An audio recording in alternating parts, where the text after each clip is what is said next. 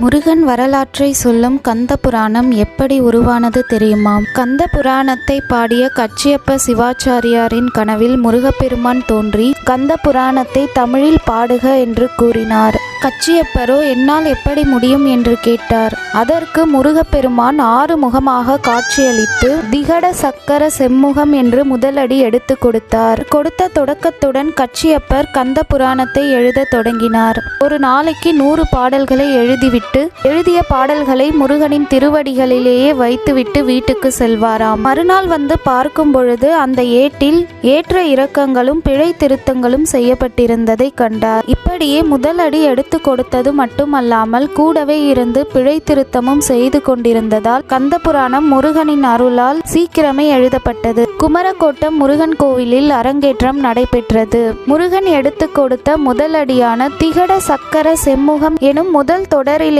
பிழை இருப்பதாக புலவர் ஒருவர் தெரிவித்தார். இதற்கு கச்சியப்பர் நாளை முருகனே அதற்கு விடை தருவார் என்று கூறிவிட்டு சபையை கலைத்தார். மறுநாள் புலவர் வடிவில் வந்திருந்த முருகப்பெருமான் நீங்கள் கேட்ட விளக்கத்திற்கு வீர சோழியத்தில் விளக்கம் இருக்கிறது என்று கூறி திகட சக்கர செம்முகம் ஐந்துளான் எனும் பாடல் வரிக்கு 10 கரங்களும் 5 முகங்களையும் உடைய சிவபெருமான் என்று பொருள்படும் என்று அதற்கு விளக்கம் கூறினார். பிறகு அது புலவர்களால் ஏற்றுக்கொள்ளப்பட்டு கந்த புராணம் அரங்கேற்றம் நடைபெற்றது. பிறகு அரங்கேற்றத்தையும் முடித்துவிட்டு அங்கிருந்து முருகப்பெருமான் மறைந்து விட்டார்.